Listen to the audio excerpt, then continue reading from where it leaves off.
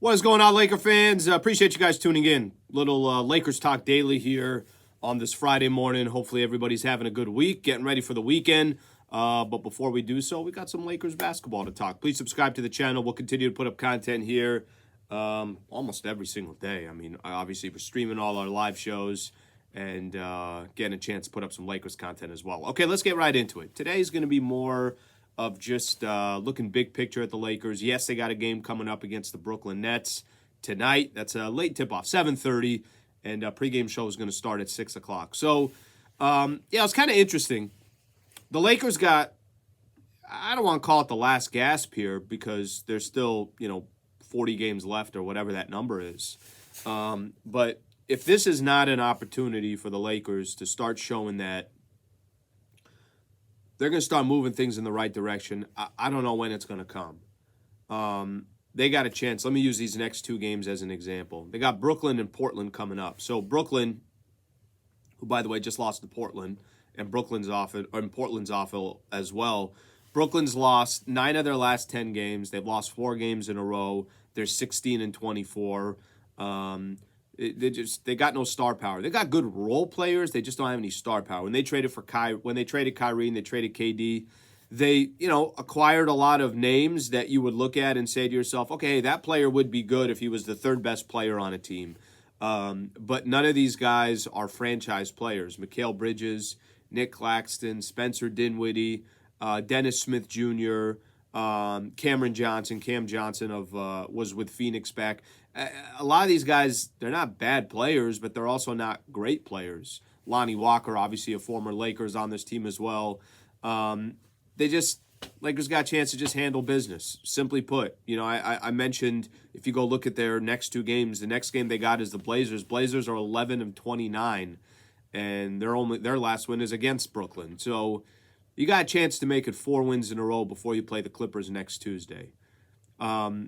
I think, one of the things that I've talked about, at least on any of the platforms I'm talking Lakers basketball on, one of the things I've talked about is you don't necessarily need style points if you're the Lakers right now. However, their last 2 wins are against 2 good teams, the Thunder and the Dallas Mavericks, and there are some style points. You looked good against OKC. You looked good against the Dallas Mavericks. You can start seeing a team that it seems like there's going to be some consistency with the starting lineup. Seems like there's going to be some consistency with which role players are being used and when they're being used. It seems like, again, and this is just my assumption here, that the dust is starting to settle a little bit. And as the Lakers, Vando looks a lot healthier than he did. Rui's finally back. D'Angelo Russell looks a lot more comfortable in these last 4 games than he has in really any part of the season, shooting 50% from 3 and a lot more effective on the offensive side. You actually see guys that you feel like, wait a minute, are they going to produce on a consistent basis?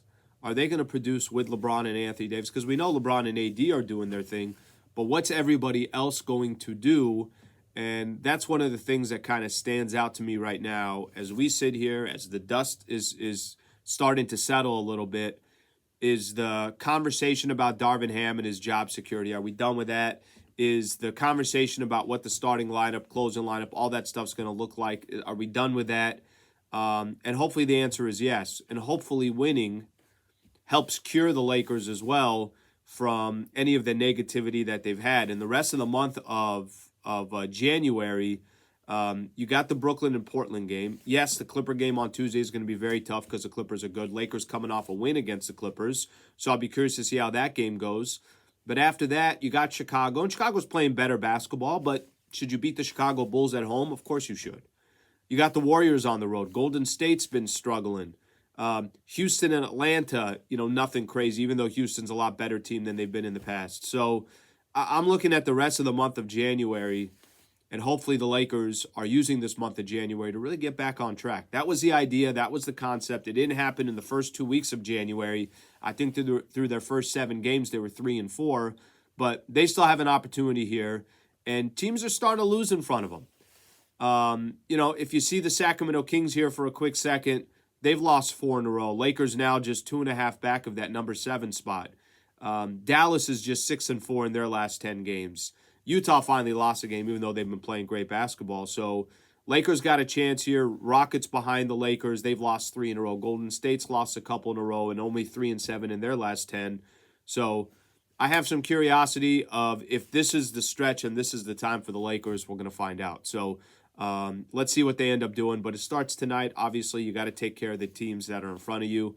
And Brooklyn and Portland, these next two, got to be no-brainers. And hopefully Lakers are just dominating these games and you get Bron and AD some rest. You get some of these role players some additional confidence. And you're able to use 9, 10, 11 guys because the games are so lopsided. That's the hope. We'll see if it ends up happening. And make sure to tune in tonight and we'll have all your coverage for you. Laker fans, we'll get back to you guys. Let's see. Next game for the Lakers, they'll have the game on Sunday. Monday, I'll come back to Lakers Talk Daily. We'll also have Monday night, we'll have Lakers Talk. And then kind of preview for the Lakers and the Clippers coming up on Tuesday. So appreciate you guys tuning in. Hope you guys have a great weekend. We'll talk to you guys soon.